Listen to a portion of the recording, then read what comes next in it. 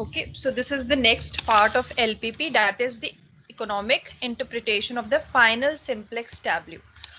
So there is one important concept regarding this, which is economic significance or also the opportunity cost. ठीक है? So जो भी आपका final simplex table होगा, it means in case of maximization problem, all your entries in the Cj minus Zj row, which are less than or equals to 0, right? Means we have achieved the optimality condition and this is our final table.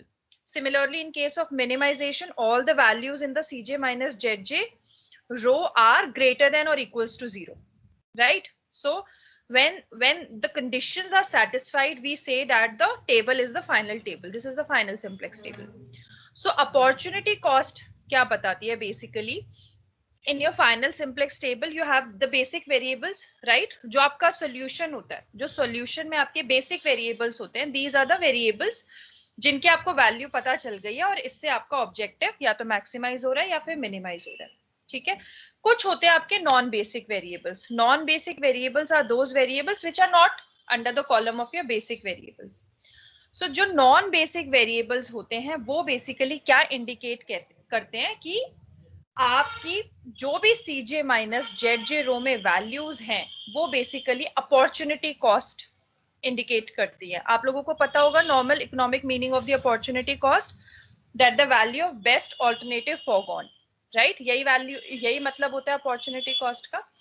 तो ये क्या कहता है basically, all the entries in the Cj minus Zj row under the non-basic decision variables indicate the opportunity cost or decrease in the value of objective function due to increase in 1 unit of that variable.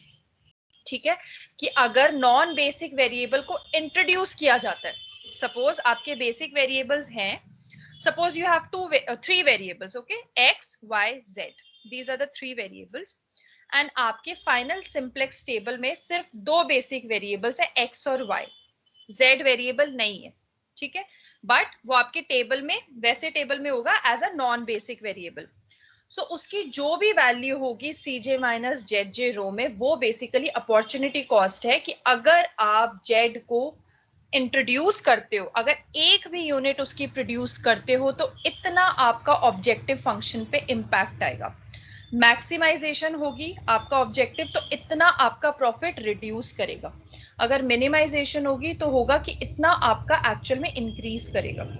So this is the opportunity cost, कि अगर हम एक non basic variable को introduce करते हैं तो. सो काफी बार question किस तरीके से आता है, वो ये बोलता है कि अगर जो भी कंपनी है उसको अगर सेम लेवल ऑफ प्रॉफिट बनाना है, मतलब जो आपके फाइनल सिंप्लेक्स टेबल में जो सेम लेवल ऑफ प्रॉफिट आ रहा है वही बनाना है, और जो नॉन बेसिक वेरिएबल है उसको इंट्रोड्यूस करना है, तो कितना आप प्राइस चार्ज करोगे उससे.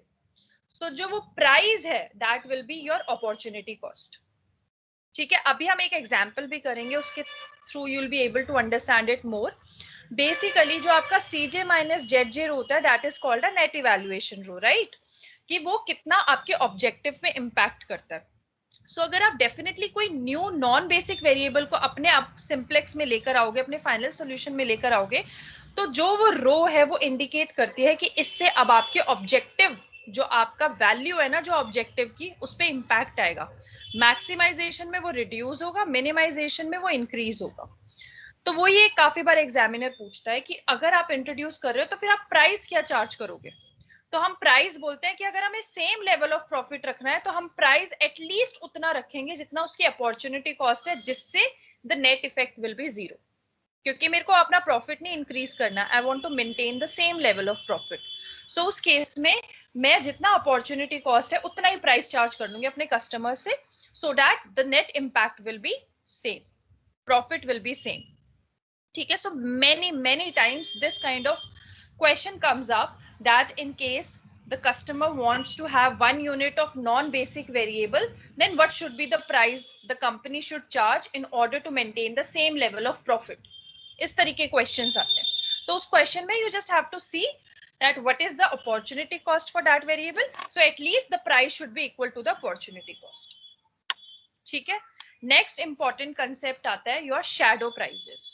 Okay, shadow prices concept we have discussed multiple times, right? Shadow prices basically are the values of your slack variables or your surplus variables, right? Slack variables indicates the underutilization of resources. Surplus variables usually indicate the overutilization of resources, but surplus variables rarely comes in your basic variables.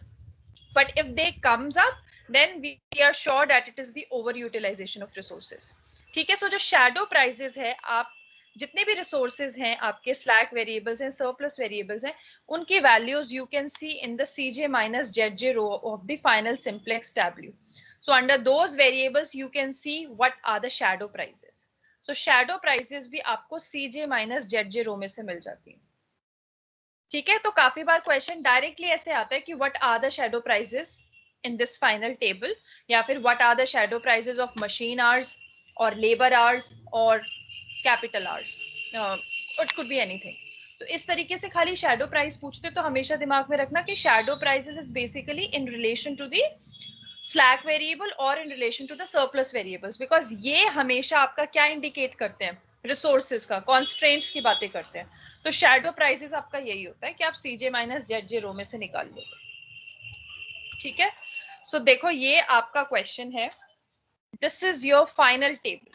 ठीक है, CJ you know that the coefficients in the objective function. Now these are your basic variables x2 x1. These are the solutions. This is your final. You don't have to pay much attention to these points. And these are your main variables. ठीक है, सो आपके तीन decision variable थे actual में, x1 था, x2 था, x3 था. And these are your either there could be slack or surplus variables. It has not been mentioned. ठीक है, so कोई भी वेरिएबल हो सकते हैं. But now you will see in your basic variable there are only two variables, x1 and x2. There is no x3. x3 है ही नहीं आपके बेसिक में, मतलब आपका फाइनल टेबल कह रहा है you should not produce x3. Produce 200 by 3 units of x2 and 100 by 3 units of x1. You should not produce x3. This is my final table. Now see the question. First question saying which resources are fully utilized and which are not, and to what extent. Can anyone tell me what would be the answer in this case? x1 and x2 are fully utilized. x1 और x2, x1 x2 ये तो units हैं, कितनी produce करनी चाहिए, resources थोड़ी हैं ये. Resources means out of S1 S2. Yes, so resources will be S1 and S2, because जब आपकी x1 की जो भी आपकी इक्वेशन बनी होगी उसके साथ आपका जो स्लैक वेरिएबल, फर्स्ट जो आपकी रिसोर्सेज की इक्वेशन बनी होगी, सॉरी, उसमें आपका स्लैक वेरिएबल 1 ऐड हुआ होगा. सेकंड जो कॉन्स्ट्रेंट इक्वेशन होगी उसमें आपका स्लैक वेरिएबल S2 ऐड हुआ होगा. और थर्ड जो आपकी कॉन्स्ट्रेंट की इक्वेशन बनी थी उसमें आपका स्लैक 3 वेरिएबल 3 ऐड हुआ होगा. तो यहाँ पे स्लैक वेरिएबल 3 है, तो इसका मतलब ये तो यूटिलाइज हुआ नहीं है फुल्ली, यहाँ पे प्रेजेंट है, तो it means it is underutilised. So ये प्रेजेंट है इसमें, apart from that S1 S2 present नहीं है. इट मींस जो भी आपका रिसोर्स होगा S1 के कॉरेस्पॉन्डिंग, जो भी आपका रिसोर्स होगा S2 के corresponding, all of them are fully utilised. ठीक है, only S3 is underutilized because it is there under the basic variable. The question is to what extent. So the extent is 100. Whatever be the unit, it could be in hours, it could be in kg, it could be anything. जो भी unit है 100 से it is underutilized. ठीक है, so आपका S1 S2 दोनों fully utilized है, तो जो भी आपकी resources होगी this is fully utilized. S3 is underutilized by 100, whatever be the units. Now the next question, what are the shadow prices of 3 resources? So what would be the shadow prices? For S1 it will be minus 10 by 3. हाँ, वैसे इसमें minus है, but it is usually taken as the positive only. ठीक है, so सबका ना positive ही लेना. So it will be 10 by 3, 2 by 3 and 0. ठीक है, हमेशा आपको कौन सी रो देखनी है, सीजे माइनस जेड जे, सो हमेशा इनका पॉजिटिव ही देखना, ठीक है। So it will be 10/3, 2/3 and 0. So these are the shadow prices.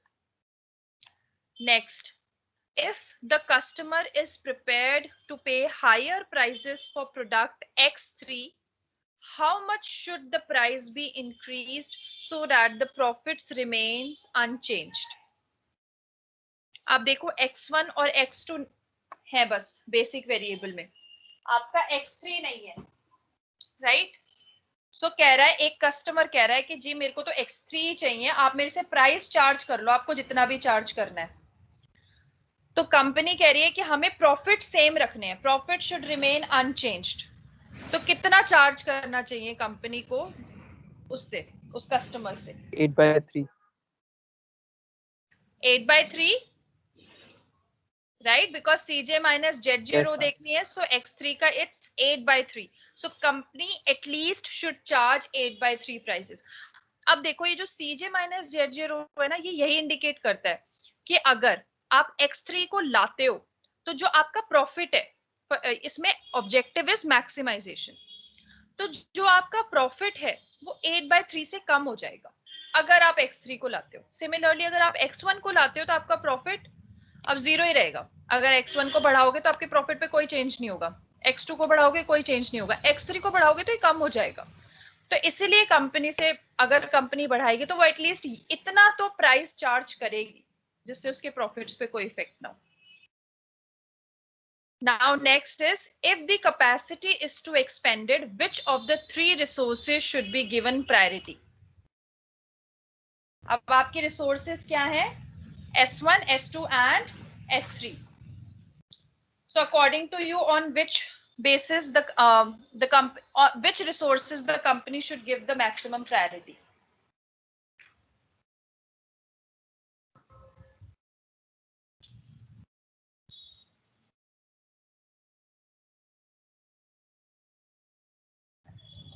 बताओ, S1, S2 और S3, अगर कैपेसिटी को बढ़ाना है तो?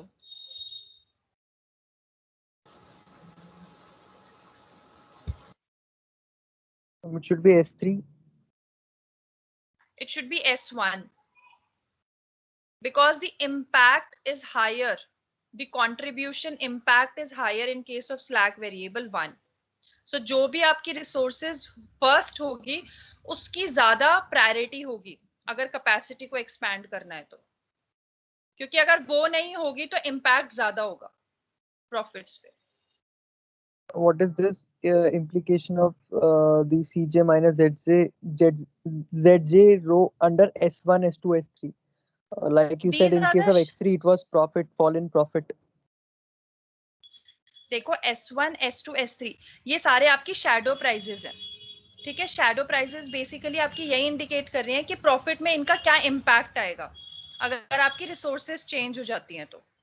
सो इस केस में अगर मैं सबका बोल रही हूँ कि आपको पॉजिटिव, मतलब नेगेटिव को छोड़ दो, अभी खाली पॉजिटिव देखो, तो 10/3 से चेंज आ रहा है आपके प्रॉफिट में, इसका 2/3 से आ रहा है। एक बारी ना मुझे चेक करने दो, बिकॉज मैं खुद इसमें ना एक बारी कंफ्यूज हो रही हूँ और मुझे पता भी नहीं है कौन सी बुक का क्वेश्चन है। So just give me 1 minute, I will just check from which book I have taken this question.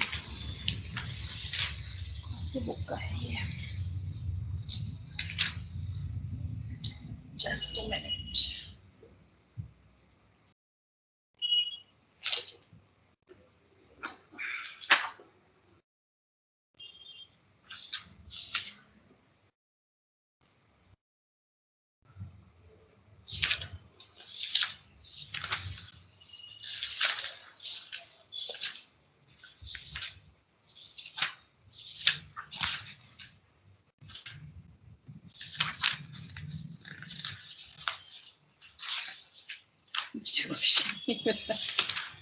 कहाँ से लिया है मैंने क्वेश्चन?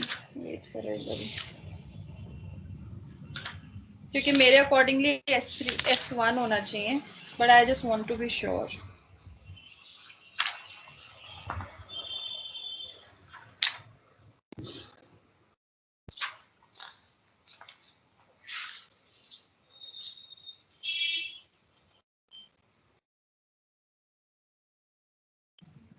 एक बार किसी के पास जेके 2 करा ले तो एक बार चेक करना, ये क्वेश्चन मिल रहा है तो किसी को।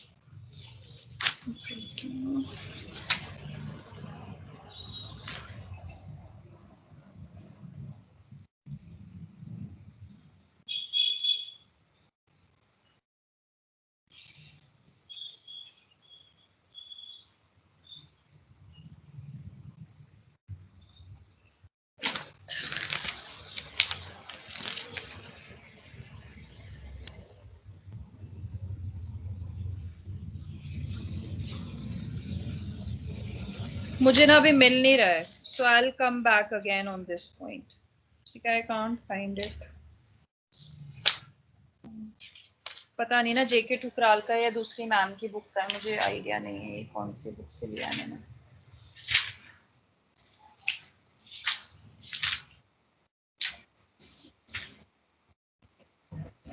हाँ एक सेकेंड, मिला तो है। 21 क्वेश्चन। हाँ बेटा मिल गया है मुझे ना, यही है S1 ही है, because it has the highest shadow prices और द अपॉर्चुनिटी कॉस्ट।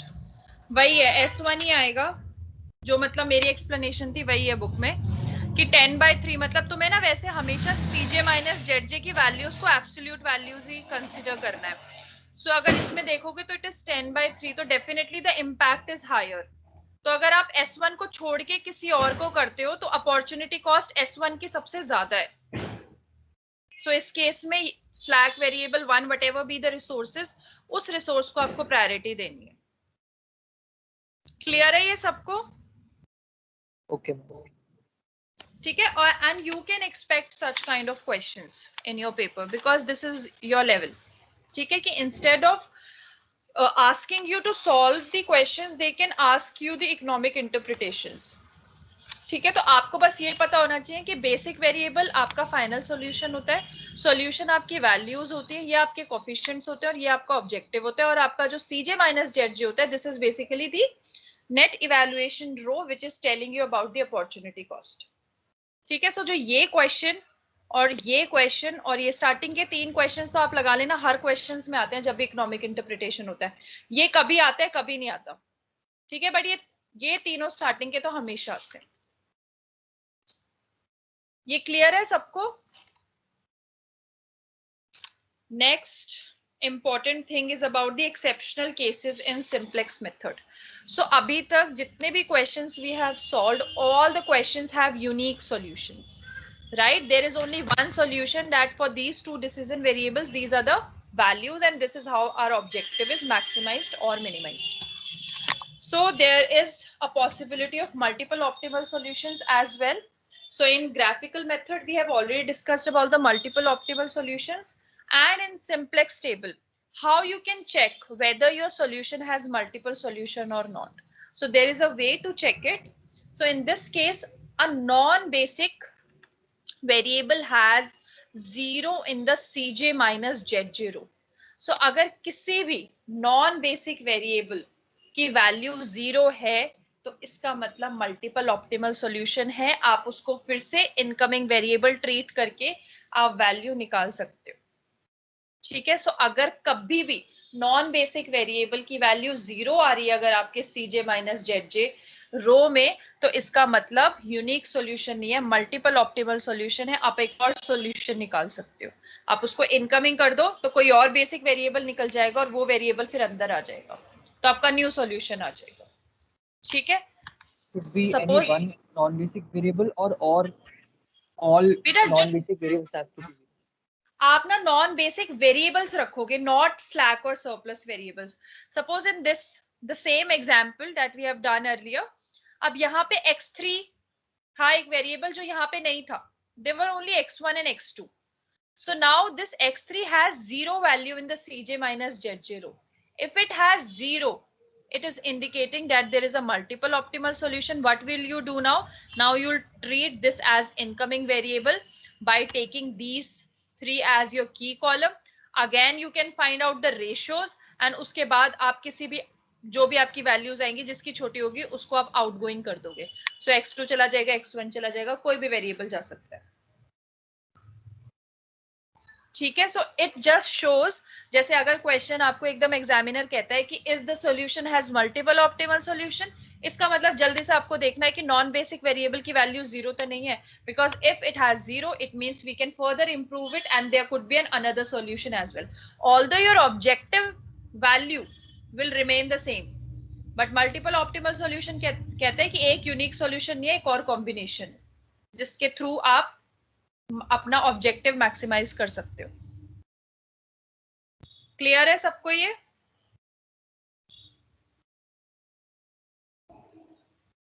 डाउट है किसी को इसमें? Next one is unbounded solution. So unbounded solution also we have discussed in graphical method and in simplex method how we can detect it in case your each entry in the key column is either negative or zero. It means हम ratio ही नहीं identify कर पा रहे. हमारी ratio क्या कहती है कि लीस्ट पॉजिटिव रिप्लेसमेंट रेशो जो भी है उसको सिलेक्ट करके you can make the variable as outgoing variable. But हमारे की कॉलम की सारी एंट्रीज नेगेटिव हैं या फिर जीरो हैं, जिससे मेरा कोई लीस्ट पॉजिटिव रेशो ही नहीं आ रही है. तो उसकी वजह से यहाँ पे इस केस में देखो सारी वैल्यूज नेगेटिव है, दोनों रेशो नेगेटिव है. अब मैं कैसे सिलेक्ट करूं कि मेरा आउटगोइंग कौन सा है? मैं तो सिलेक्ट ही नहीं कर सकती because no value is positive and ratios की कंडीशन है that we have to select the least positive ratio. So in this case इसी स्टेप पे it will be identified that the solution is unbounded, we can not solve it further. यहीं पे stop हो जाएगा वो. ठीक है. सो फाइनल सिंप्लेक्स फाइनल कह रही हूं, in simplex table you can identify the unbounded solution like this. और इसका बहुत बड़ा रीजन भी होता है कि आपके जो फर्स्ट स्टेप में जब इक्वेशंस बनाते हैं तब हम मेक श्योर करते हैं कि राइट हैंड साइड वैल्यू की नेगेटिव नहीं होनी चाहिए, क्योंकि अगर right hand side value negative आ गई तो रेशियोज हमेशा नेगेटिव आएंगे फिर, क्योंकि उन्हीं से तो हम रेशियोज कैलकुलेट करते हैं. इसीलिए फर्स्ट स्टेप में ही बोलते हैं फॉर्मुलेशन में कि राइट हैंड साइड की कोई भी वैल्यू नेगेटिव नहीं होनी चाहिए, -1 से मल्टीप्लाई करके वैल्यूज को पॉजिटिव कर दो राइट हैंड साइड वैल्यूज को. उसी का यही रीजन होता है. बट स्टिल अगर आपकी नेगेटिव रेशियोज आ रही है करने के बाद भी, तो it means the solution is unbounded. Is it clear? Yes. The next one is infeasible solution. So infeasible solution means क्या होता है? If all the constraints in the LPP cannot be satisfied simultaneously. So simplex table में अगर आपका artificial variable रहता है final simplex solution में, then we say that the problem is infeasible and there is no optimal solution. Although आपका final table आ गया है, आपकी ऑप्टिमैलिटी कंडीशन सेटिस्फाइड हो गई है, but still there is an artificial variable. Artificial variables are the fictitious variable. They have no physical meaning. If they are still inside the final simplex table, it means that the solution is infeasible. ठीक है. आपकी condition satisfied हो रही है, आपका maximisation objective है, सारी values यहाँ पे आपकी लेस देन और इक्वल्स टू 0 है, बट A1 है बेसिक वेरिएबल. ये नहीं होना चाहिए, ये निकल जाना चाहिए. अगर ये अब जब भी है ना तो इसका मतलब सॉल्यूशन इज इनफीजिबल. ठीक है. सो अगर क्वेश्चन बोलता है इज द सॉल्यूशन फीजिबल या is the solution not feasible, आपको इस तरीके से चेक करना है कि is there is artificial variable under the basic variable और not. Because if there is it means it's infeasible. Clear है? Yes, ma'am. Yes, ma'am. Okay, so next one is your degeneracy. This is also very important. So this basically detected when there is a tie for the outgoing variable. Tie वाला concept ना मैंने आप लोगों को questions के form में नहीं कराया, बट मैंने वर्बली आपको बताया हुआ है कि whenever there is a tie in the incoming variable, you can select any one out of these two. You'll get the same answer. Tie है तो कोई भी रैंडमली एक सिलेक्ट कर लो एज एन इनकमिंग वेरिएबल, उसके बाद जो भी आपका रिजल्ट आएगा that will be your final answer. But in case आपके आउटगोइंग वेरिएबल में भी टाई है आउटगोइंग वेरिएबल आप कैसे आइडेंटिफाई करते हो? With the help of the ratios, right? So अगर रेशियोज में टाई है तो there is a degeneracy problem. It means optimal solution हो भी सकता है, नहीं भी हो सकता है.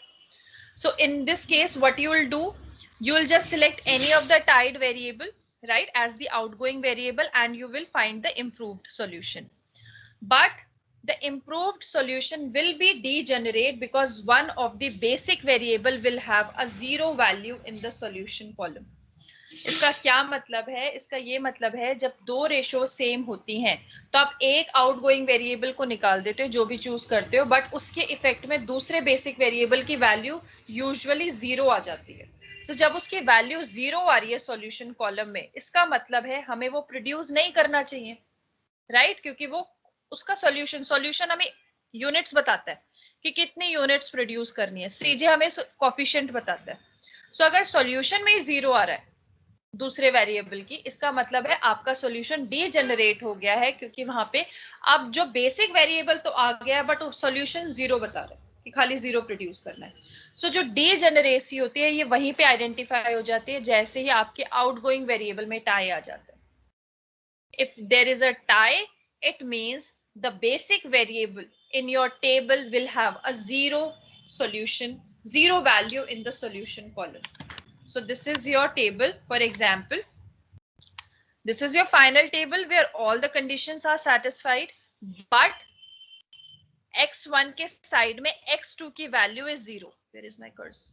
हाँ, ये देखो वैल्यू जीरो आ रही है तो मेरा सॉल्यूशन डीजेनरेट हो गया है, क्योंकि मेरा सॉल्यूशन एक्चुअल में यहाँ पे कुछ वैल्यू आनी चाहिए थी बट वो नहीं आ रही because there is a tie. अगर आप टाई के टाइम पे कोई और चूज कर लेते तो माइट भी x1 जीरो आ जाता, बट टाई के केस में हमेशा दूसरे की वैल्यू जीरो आ जाती है, तो जिसकी वजह से हम ये बोलते हैं कि हमारा सॉल्यूशन डीजेनरेट हो. ठीक है. सो डीजेनरेसी चेक करने के लिए क्या करना है? सॉल्यूशन कॉलम जल्दी से चेक करना है. किसी की भी जीरो वैल्यू आ रही है इसका मतलब सॉल्यूशन डीजेनरेट. ठीक है. सो ये कुछ कुछ चीजें आपको याद करनी पड़ेंगी.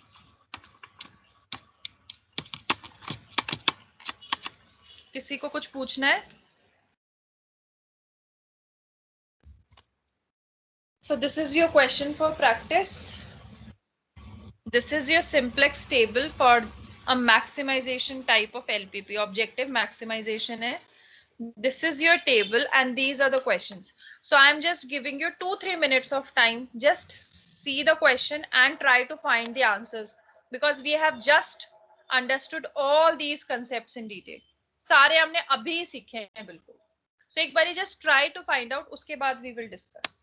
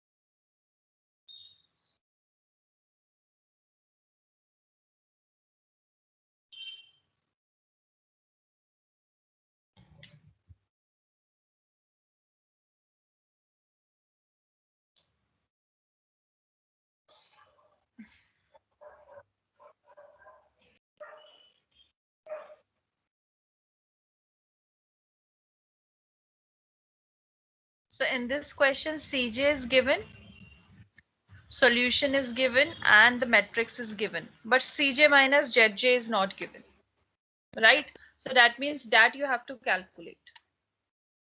So first of all, we'll complete our simplex table.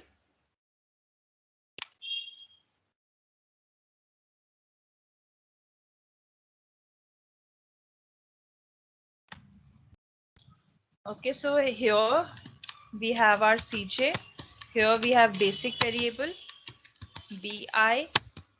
This is x1, x2, s1, s2. Okay, first of all we have to complete our table. So यहाँ पे Cj हमारे variables क्या हैं? x2 and s2. We know x2 का है 4, s2 is 0 और यहाँ पे हमारे Cj हैं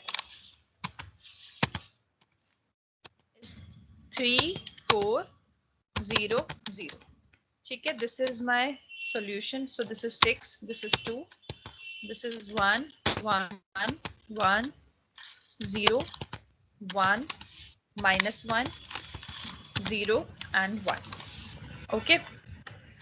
After this is done, now I have to calculate Zj. Okay. So Zj will be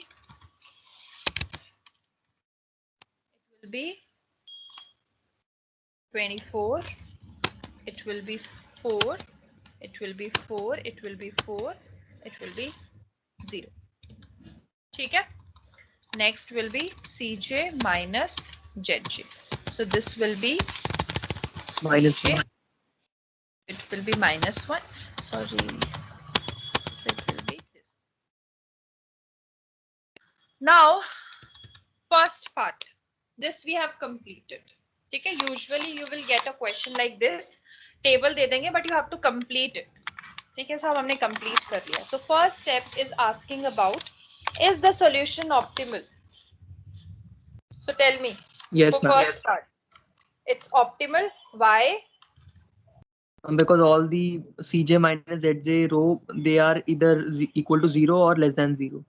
Very good. Because the objective is maximization, and we have seen that in Cj minus Zj row, all the values are less than or equals to 0. ठीक है? So first part is completed and it is a yes. Now the next question. Are there more than one optimal solution?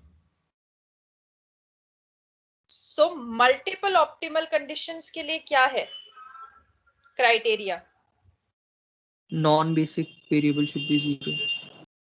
हाँ, तो Cj minus Zj रो में non basic variable की value होनी चाहिए 0. अब यहाँ नॉन बेसिक वेरिएबल बेसिक तो x2 s2 है, तो इसमें नॉन बेसिक वेरिएबल क्या हो x1 गया? is x1. और इसकी वैल्यू देखो, क्या 0 है? नहीं, -1 है. -1. का मतलब it does not have multiple optimal solution. Whatever the solution is there, it is a unique solution. Next, is the solution degenerate? अब देखो solution degenerate है. Degenerate का क्या बोलते हैं? कि बेसिक वेरिएबल्स की वैल्यू सॉल्यूशन कॉलम में 0 है. अब इसमें देखो है 0? नहीं है, तो इसका मतलब सॉल्यूशन डीजेनरेट नहीं है. Is the solution feasible? Is the solution feasible?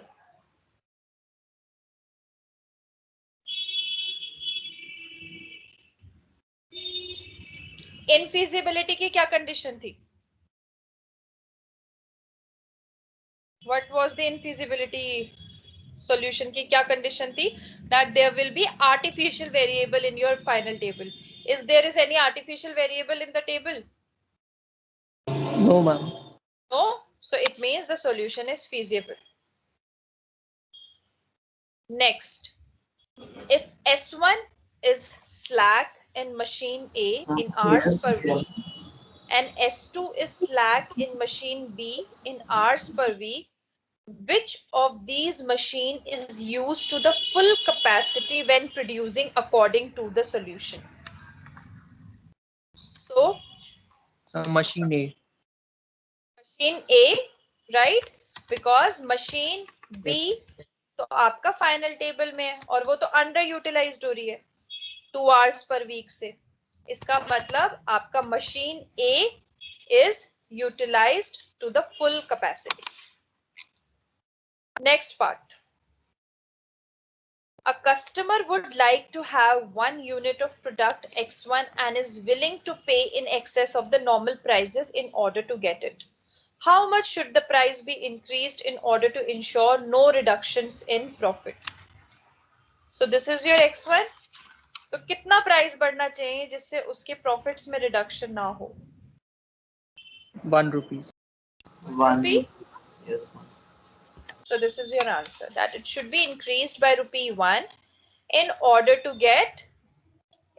to have no change in the profit. Same profit. Next one, how many units of the two products X1 and X2 are being produced according to the solution and what is the total profit? So क्या produce हो रहा है इसमें? What is the final solution? 6 units of X2. X2 will be of 6 units. X1 0 units. 0 produce units. ही नहीं करना है, right? और total profit will be 24. 24. So these are the type of questions that you will get in your paper. Ma'am, here the solution was feasible. No, आपने यहाँ पे no will लिखा है. Sorry. Yes. There is no artificial. It is not infeasible. It is feasible. So yes. Thank you for pointing this out. It's yes. It's not no. So for every answer, you have to write yes or no, or you also have to write the reasons for that. And ये आप ये लगा लो, इस type के questions के आने के chances बहुत ज्यादा होते हैं as compare to your normal simplex ones. और जैसे अब भी आपको क्या दिया, ये फाइनल दिया हुआ है, फाइनल टेबल है ये. सो यूजुअली क्या होता है, फाइनल टेबल से एक टेबल पहले वाला दे देते हैं. ठीक है, जब एक टेबल वाला पहले देते हैं ना, तो ऐसे पूछते हैं is the solution optimal, if no then improve the solution. ठीक है, सो आपको ये इतना बनाने के बाद अगर ये नहीं होगा सेटिस्फाइड, तो आपको फिर से इसको सॉल्व करना पड़ेगा किसी को इनकमिंग और आउटगोइंग लेकर, फिर जो आंसर आएगा वो आपको लिखना पड़ेगा. सो समटाइम्स ऐसा भी होता है कि फाइनल टेबल की जगह इससे ऊपर वाला एक टेबल दे दे आप लोगों को, और ये पूछें कि ये जो टेबल है इज द सॉल्यूशन ऑप्टिमल, और लिख देंगे if no then improve the solution. So उस केस में you have to make another table to improve it, और उसके बाद फिर पूछेंगे और दूसरे क्वेश्चंस. ठीक है, so this this was the last topic under the LPP. इसके बाद there is a duality. लेकिन इस टॉपिक में there are many questions which requires practice. ठीक है, काफी different लेवल के questions हैं. मतलब concepts मैंने आपके सारे करा दिए हैं. concept ऐसा कोई नहीं आएगा जिसमें you guys will be like कि मैम ने ये कराया नहीं है. But बहुत ऐसी variety of questions है which you guys should practice. ठीक है, क्योंकि एग्जाम में इसी टाइप के आते हैं, तो जितना प्रैक्टिस करोगे उतना इजी हो जाएगा. Concept I have completed.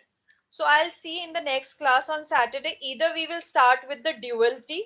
इसमें एक लास्ट टॉपिक आता है ड्यूअलिटी का. So first we'll complete the duality, उसके बाद वील प्रैक्टिस वन और टू क्वेश्चंस, और उसके बाद that LPP will be completed.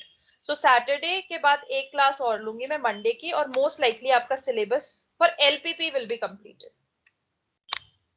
ठीक है, तब तक you guys also practice and send me the questions in case you feel that you are not able to understand. वो मुझे भेज देना, फिर I can definitely discuss those in the class. So एक बारी प्रैक्टिस करना शुरू कर दो. कंसेप्ट आपका एलपीपी का सब हो गया, बस एक छोटा सा कंसेप्ट ड्यूअलिटी का रहता है. ठीक है, किसी को कोई डाउट है तो प्लीज पूछ लो.